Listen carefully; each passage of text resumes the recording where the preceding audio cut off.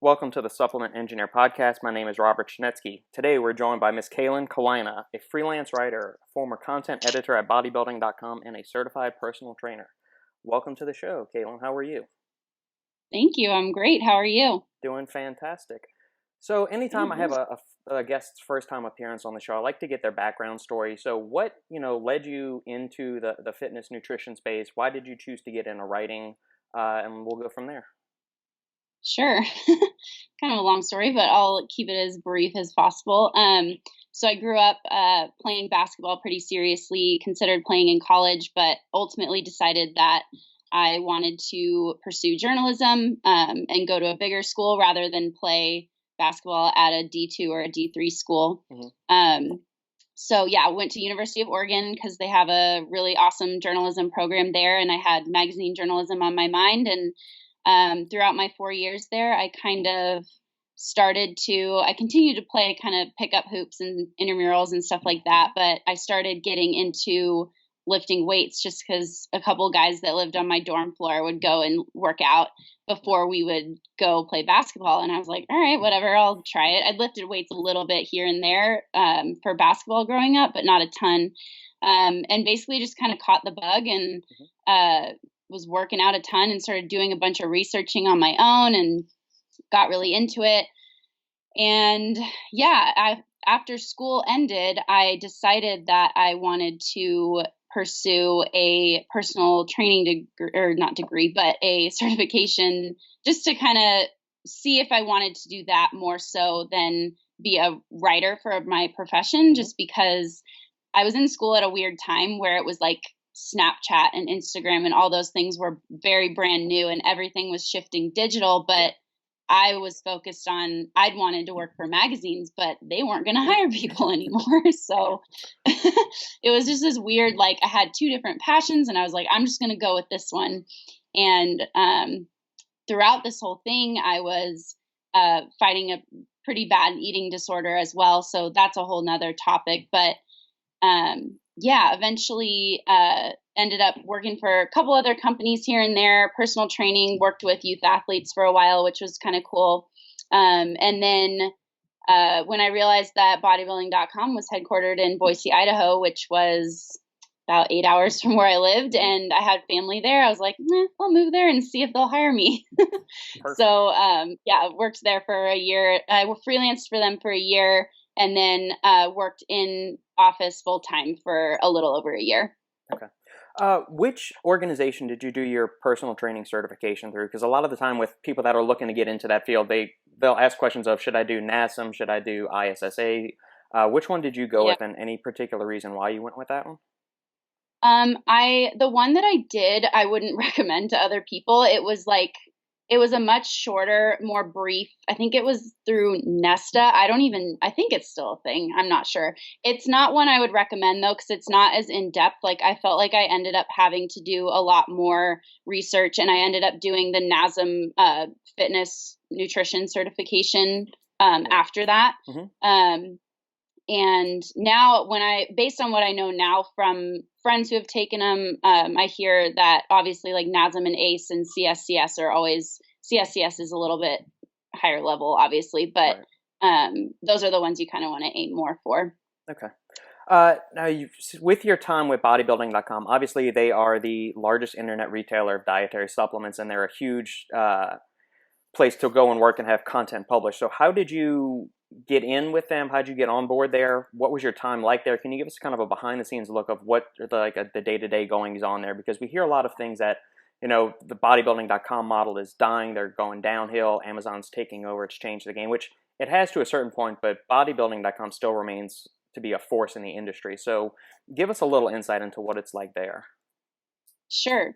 As far as what it took to work there, a lot of harassing, which I feel like with any job, you kind of, you apply and you hope for the best and that kind of a thing. But I I ended up applying, and by chance they, got back to me. And the first time I interviewed with them when I first moved to Boise, they turned me down for another candidate.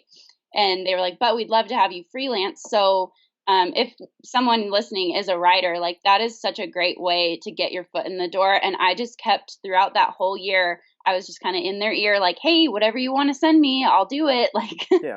just send me whatever you have. And kept in close touch with the editors there, in frequent contact, just making sure they knew my name and knew I wasn't going to leave. And then eventually they had an open spot, and I was first on their list because I'd hung on for so long and proved to them that I could keep working and show up and get the deadlines done. So that's kind of how that happened. But it was really my first experience working with like a publication in like a corporate setting too, because it's not just a digital publishing platform. There's the e-commerce side. So there's so many different facets.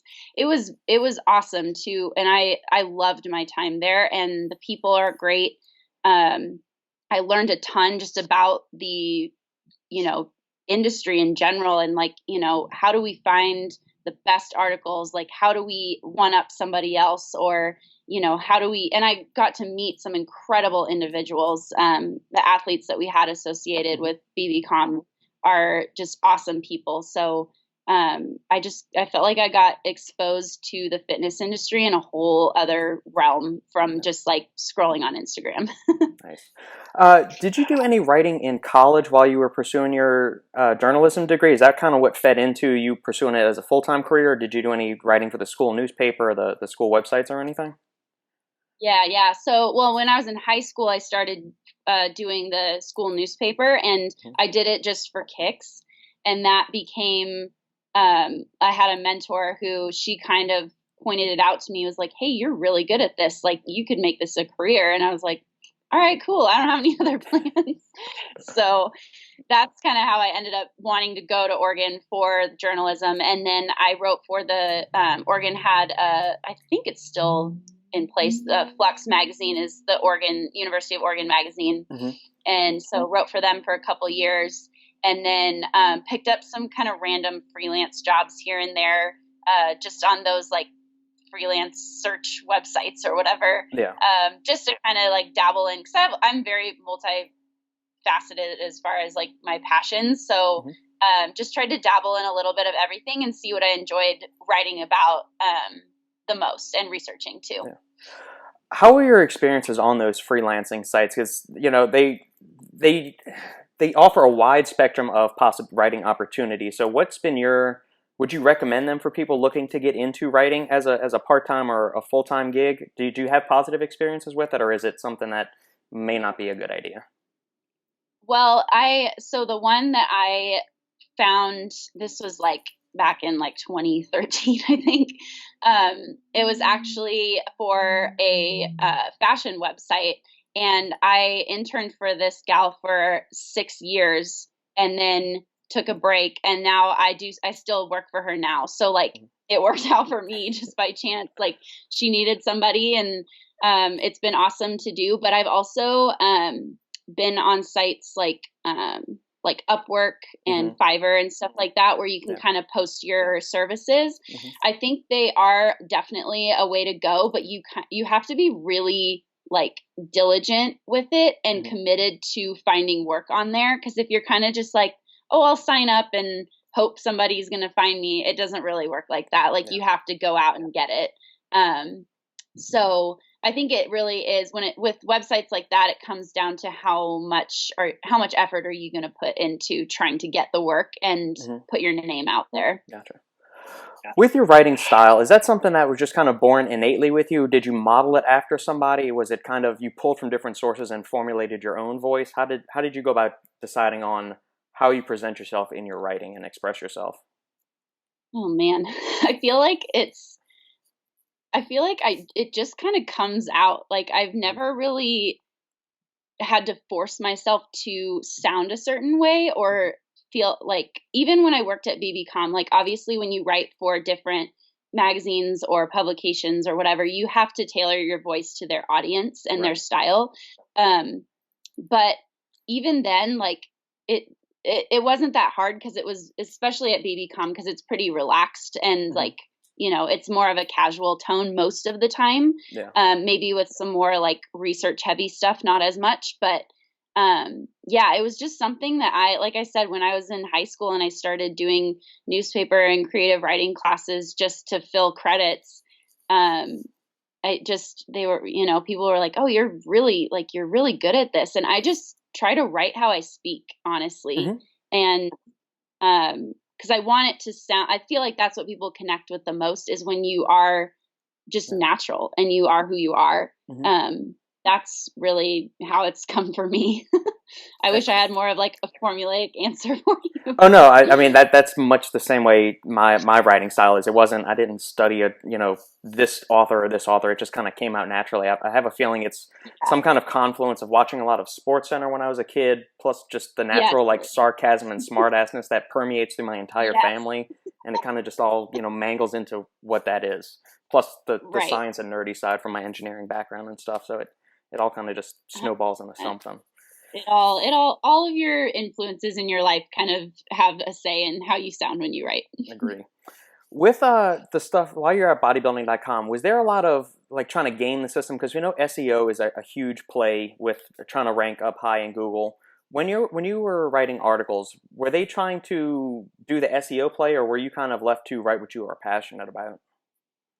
It kind of depended on the piece, and like a lot of it is like how good of a chance does this even have to rank type of a thing, because sometimes it's just a topic that's so saturated that like it's going to be really, like you write about a back workout or something, like it's going to be pretty dang hard to rank top 10 on Google for something like that. But we definitely when I got there, they actually had just started a few months prior working on SEO and making it more of a focus. So we definitely had a like bunch of different tools we were using, and certain pieces were like, yes, this needs to be optimized. And we'd run it through systems but the biggest thing too with that was like we didn't want to, it's easy to gamify it with SEO. And like I tell this to other people, like if they're starting a blog or whatever, writing an article for some site, you don't want to lose your voice for the sake of hitting all the SEO requirements, because Google is super unpredictable. Like you could do all the things right with SEO and still not get the result that you want. So I think at the end of the day, like for us, it was more about making sure that the content was, serving the readers and they were getting something out of it, and it wasn't going to sound super robotic. Like we still wanted it to sound like, hey, someone at BBcom wrote this type of a thing. So never sacrifice your voice for the sake of SEO. That's my personal opinion. But I would agree wholeheartedly with that. Not agree. Do you think SEO ultimately hinders people from finding out the best advice possible or truthful advice? Because you've got writers you've got people that'll get paid 2 cents a word that live overseas, and all they're doing is gaming the system with SEO and plugging in keywords and all that. So it makes it very hard to identify quality content from something that's just been rehashed and gamified for SEO. So do you think that it ultimately hurts or is a negative for the industry? I don't think so. Like I think it definitely matters, just because like obviously Google is ranking stuff. Like even if you don't like SEO, it's a thing. Like so for me, like I just launched a blog recently too, and right now like SEO is a concern for me, but I'm not going to beat myself up over it, because in my mind, like I know that what I have to say ultimately matters and is of value. So, it's going to reach the right people, and it's my job to market it well and share it well. But yeah, I don't think that it's something that we should just be like, meh, forget it. Like you got to play the game.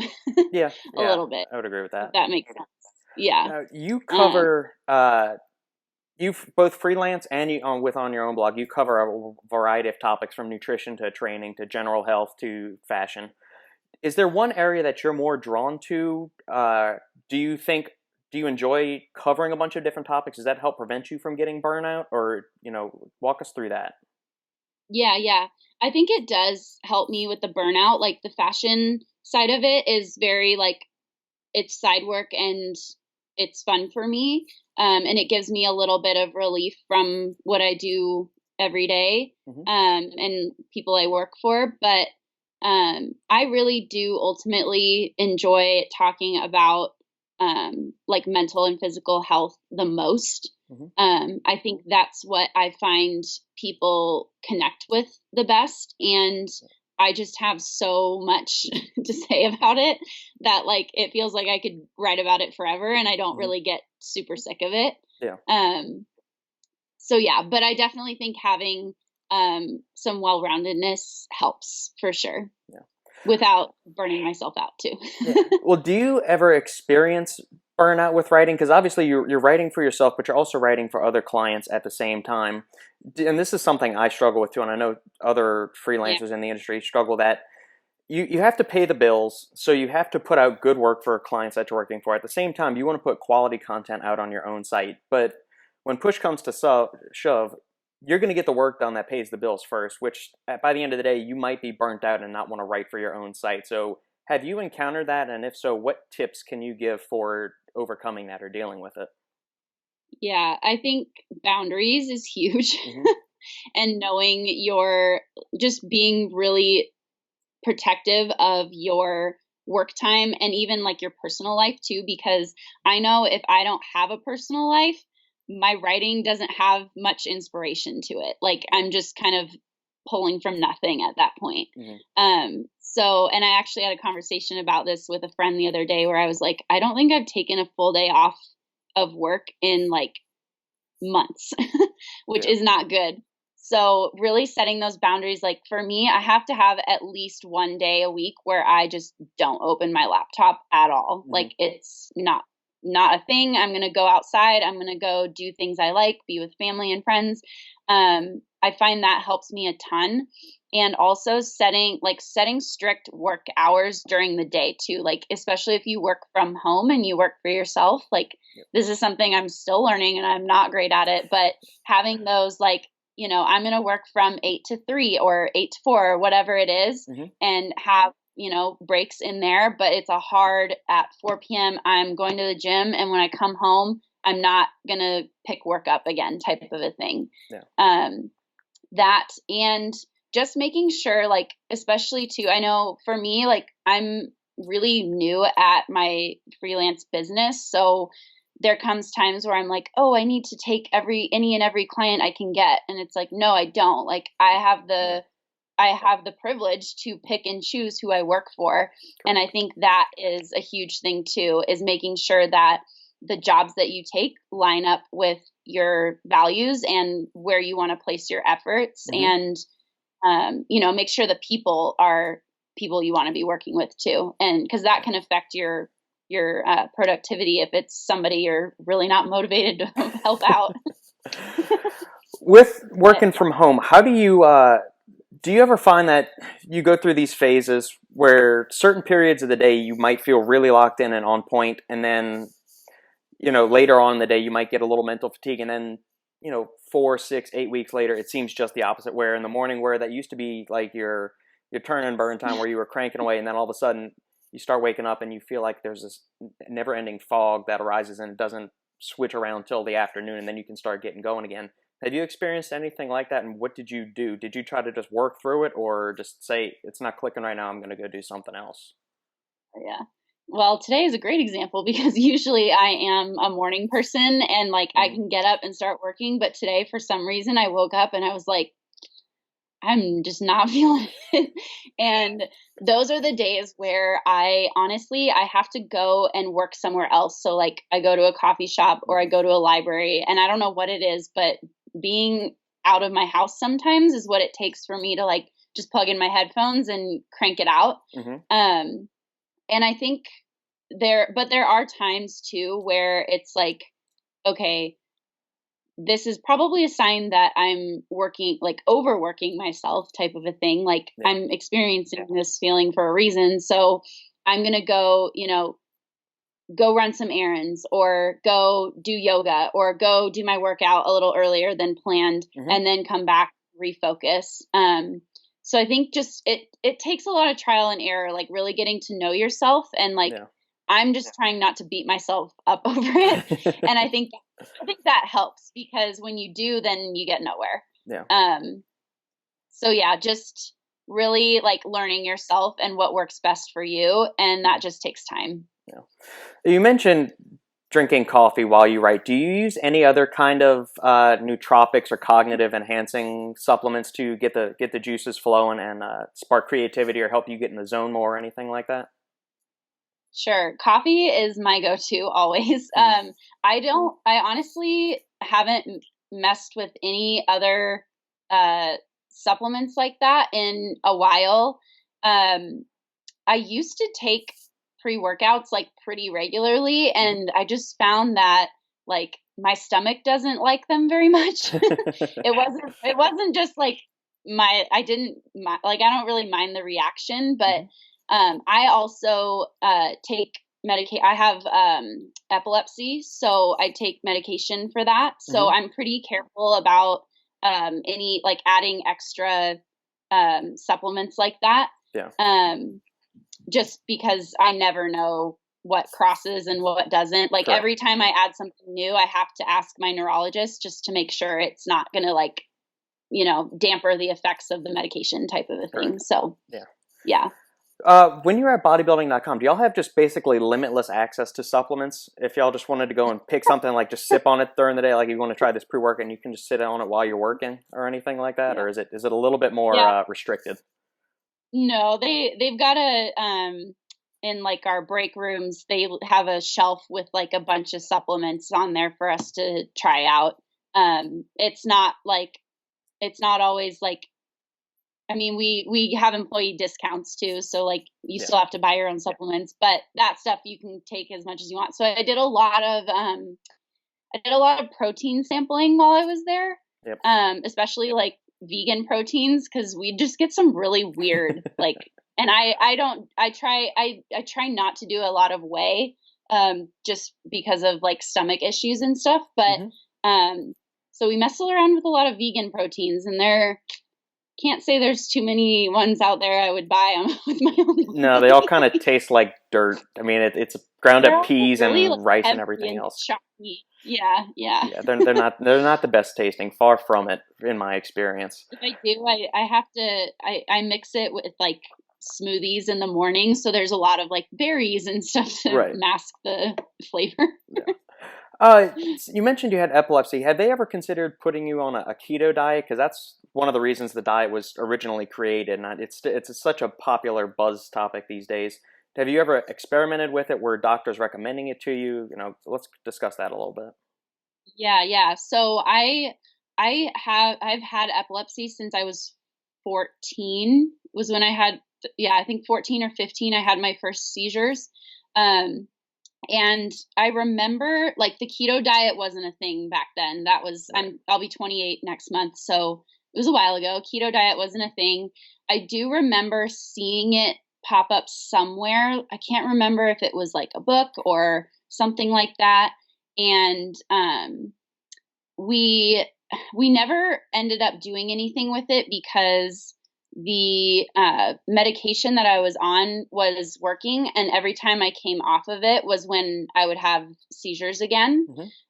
So it was kind of like, it's been a hard decision, and something that I still am trying to figure out how I want to navigate, because I don't know if I want to take medication for the rest of my life, but I'm also, taking a risk by not being on it.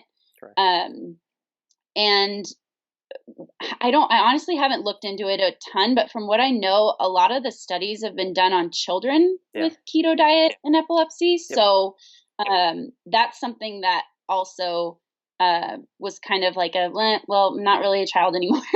But the other thing too is I'm a strength athlete. So carbs are kind of important for that. And I could see that I would have to be willing to like have some performance hit with, trying to make an adjustment like that. I'm not opposed to it. Like I love fats and protein. Like I think I could do it. Yeah. But just for the sake of like my health, I'm not sure. I don't know. I should look into it a little bit more. Gotcha. That's a good question. Thanks. Is there any interplay between, does training too hard have any kind of impact on epilepsy or anything like that? Have you noticed if you push too hard, or does it help kind of keep it at bay and kind of keep it in check if you push the envelope? How does that work? Or is there no interaction at all? And as long as you stay the course with your diet and meds, everything's fine. Yeah, honestly, I haven't seen, it's so hard to tell because I started taking these medications when I had like just hit puberty, right? Mm-hmm. And so your body is already going to be going through a lot of changes as, a young female. And so it's hard to know like what, if it was a side effect from, a medication, or if it's just puberty or what it is. Yeah. So I honestly don't know if like training too hard or too little, the way I feel, if that's because of epilepsy, because as long as I'm on the medication, I don't have seizures at all. Like I have not had any problems, which is awesome. Right. But I know I definitely like have found, I think everybody experiences like a certain level of fatigue at a certain point. You train too hard, my body just feels really beat. Yeah. But that's another thing that I would love to, I have no idea how I would do it, but just like really seeing those effects of, my medication for epilepsy and, my performance output, like if any of that has anything to do with each other, I have no idea. Gotcha. But it would be really interesting to know, and to try out. Who knows? Maybe I'll dive into that a little bit more. You mentioned strength training, and I know you also do Olympic lifting. Is there something about that style of training that particularly made you gravitate towards it, as opposed to, bodybuilding type workouts or CrossFit or functional fitness, as much as a taboo concept as that is these days? Yeah. So I actually, when I first started getting into fitness, I worked with some coaches with the intention of doing a like bikini show. And this was 6-7 years ago at this point. But thank goodness I had a really awesome coach, and she saw I was going through an eating disorder at the same time. Like I did not have healthy habits at all or healthy thoughts. And she was like, I don't feel comfortable coaching you through this. Like, I don't think you're in a good space for it. And that is awesome, because there are a lot of coaches who would not say that. Correct. And I was just like, you're right. This is a good point. So I eventually kind of got out of that. And through I worked as a personal trainer at a gym back when I was living in Seattle. And a couple of the guy trainers there were into powerlifting.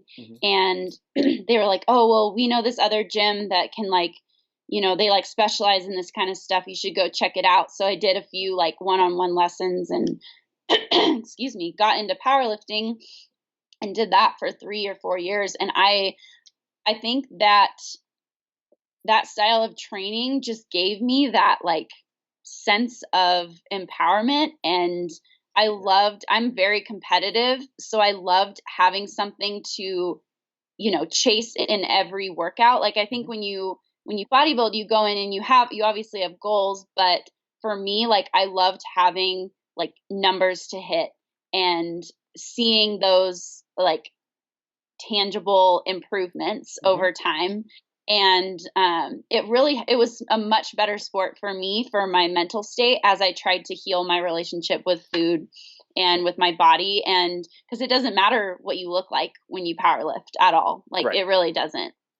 So it allowed me to let go of that and focus on something else. And then just the last 3 or 4 months, I started learning how to do Olympic weightlifting. I learned how like probably 4 or 5 years ago, just randomly, but started pursuing it more seriously the last 3 or 4 months. And it was, I was like, well, I kind of would like to feel athletic and mobile, and powerlifting you don't really have to be those things.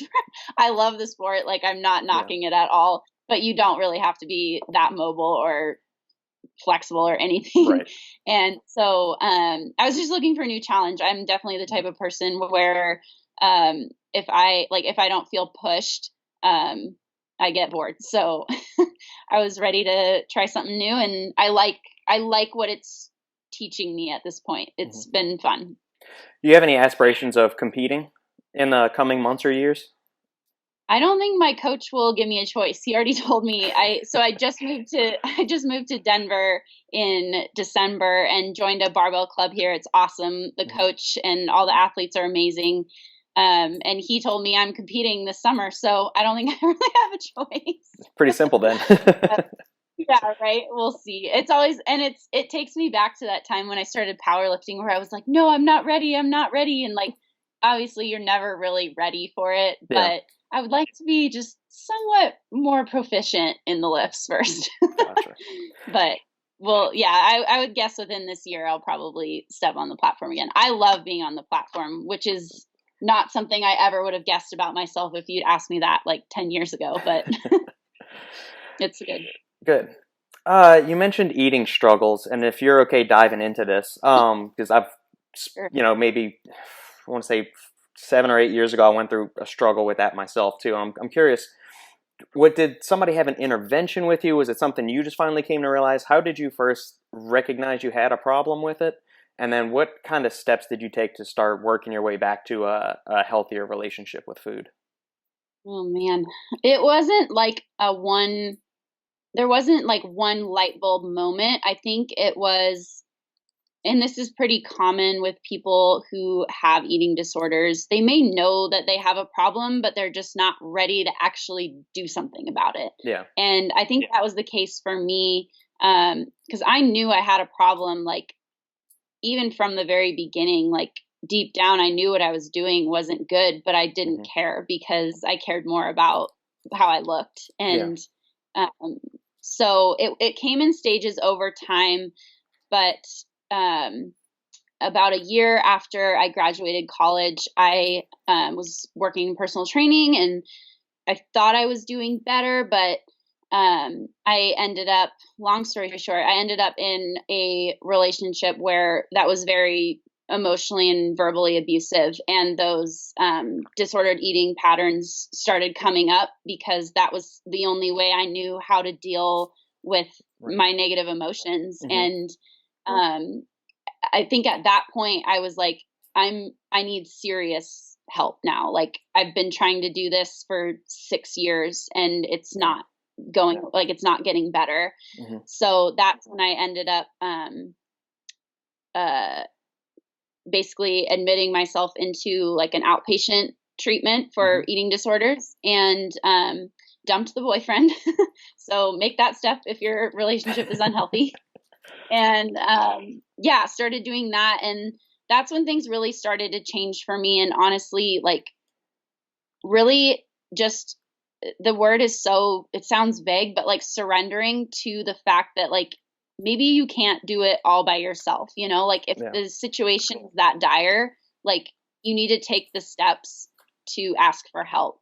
And that's what I had to do. And from then on, things got a lot better. It wasn't like a straight climb up, but it was definitely more progressively climbing to healing. And I've seen counselors. I still see counselors, and I don't find any shame in that at all because they give me the tools that I don't have on my own to deal with stuff like that. And so I think that's the biggest thing, is just being in a place where you're finally ready to say, like, I can't do this all by myself, and I want to have the people around me to help me get through it. And I think that takes a lot of pride swallowing that people don't really want to do. Agreed. Do you still struggle with certain aspects of it to this day? Just like even I do from time to time. I'll hear that little voice in the back of my head say, "Don't eat that. That's automatically going to make you fat." And if I step back and think about it, I know that's not going to happen. But we all have those inner demons, or those those little voices that'll whisper to us every now and then. Do you do that? And what do you do when you get those little whispers? Oh man, yeah, I do. I would be lying if I said I didn't. They're just not as loud or as strong as they used to be in my head.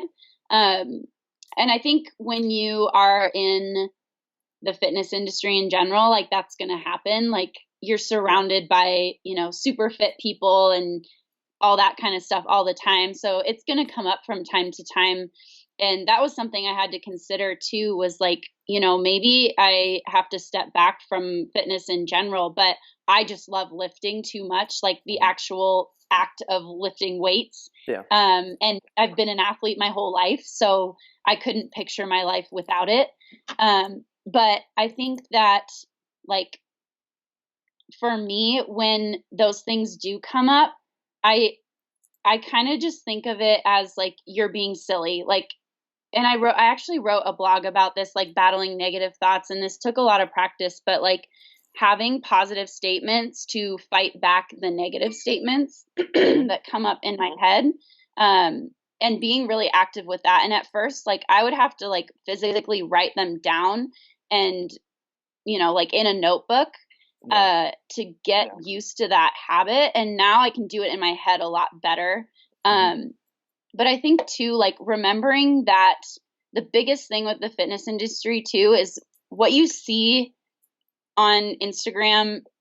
There's so much more to it than like whether it's steroids or, they're just an elite athlete who, has super great genetics and their life revolves around what they do.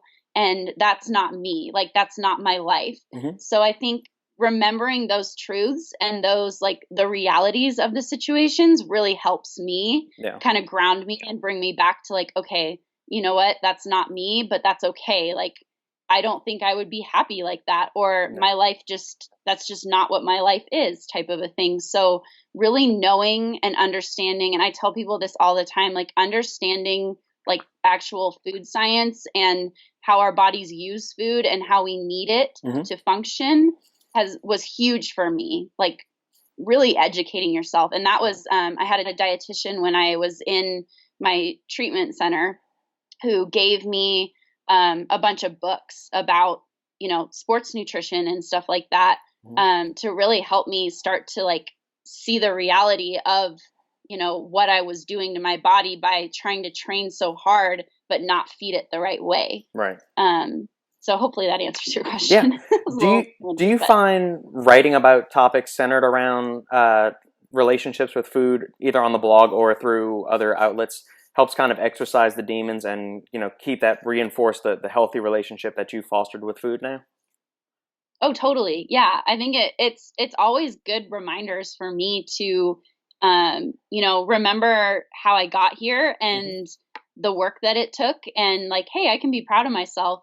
But it's something that I don't see it as like, I don't know. Some people will say like, oh, you'll always be, you'll never be fully recovered. And I don't think that's true. Like I consider myself fully recovered.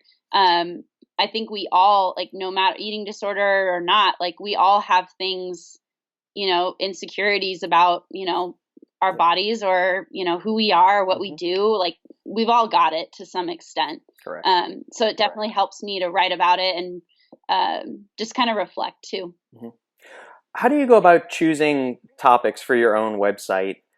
Just in giving tips, we'll extend this to giving tips to other people that are looking to either grow their freelance business or, break out into writing in general.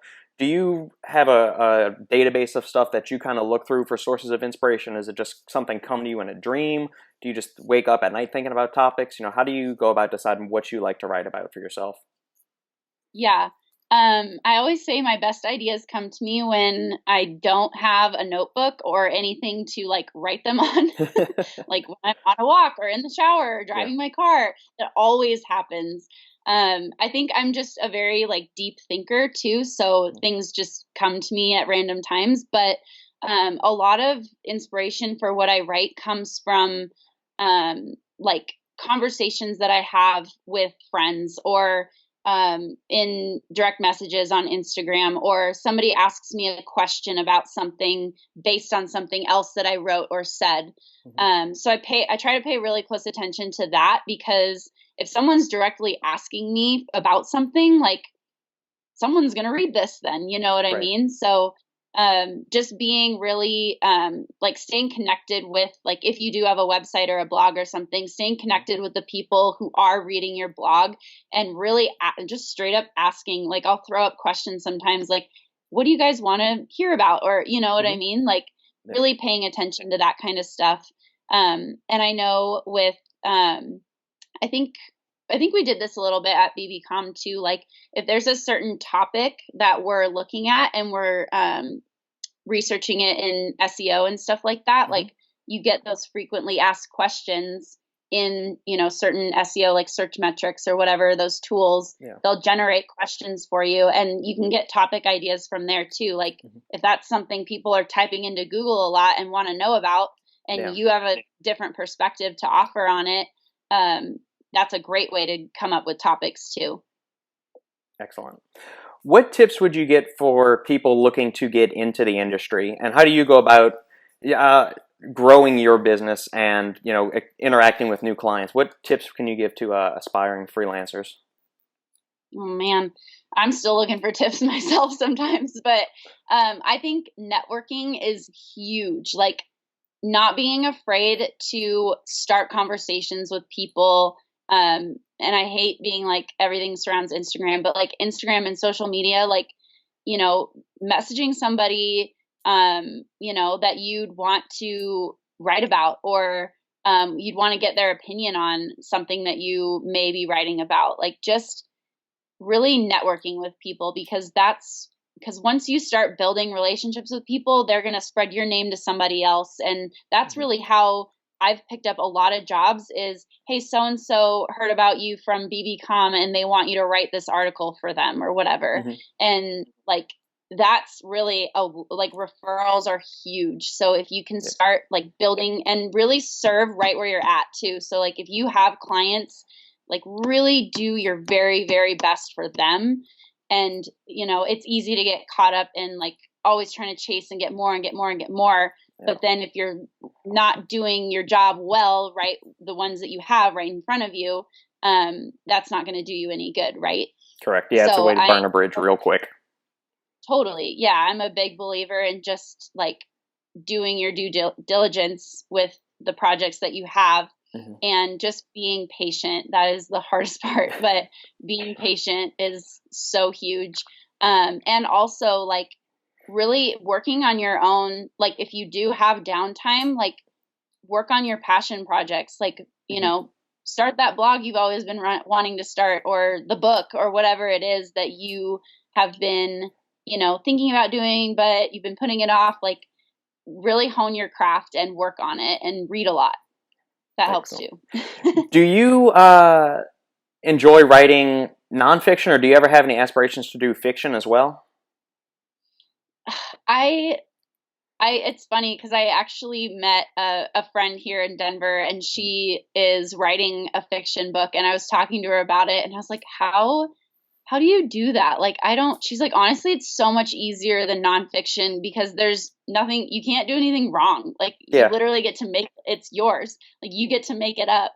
Like, obviously there's the whole like plot and conflict, and you got to have all the right things to flow together, but there's so much more freedom to it. So I don't know, right now I'm pretty happy doing what I'm doing nonfiction wise, but so I'll never say no. Like, who knows? That could very well change. Awesome. All right, Kailan. Well, thank you very much for joining the show. I know you need to get going here in a bit. So where can people reach you, if any, because I know a lot of supplement companies also listen to this. So if any of them are interested in seeking you out, where can they find you, and give us a teaser of what's to come for the rest of 2020 for you? Sure. So you can find me my name is very confusing, so I'll spell it out. But Instagram at Kailan.Kalina, so Kailan.Kalina. And then I know it's such a tongue twister for everybody. And then website is just my first and last name, KailanKalina.com. And you can find, I've got portfolio on there and services, my blog's on there as well.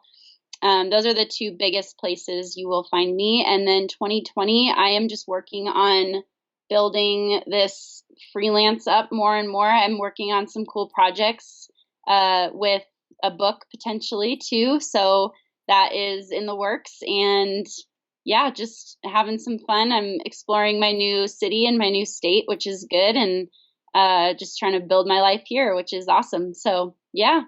Awesome. Fantastic. Well, thank you again for joining us. I'm going to include links to everything in the show notes, and have a great week. Yay. Thank you.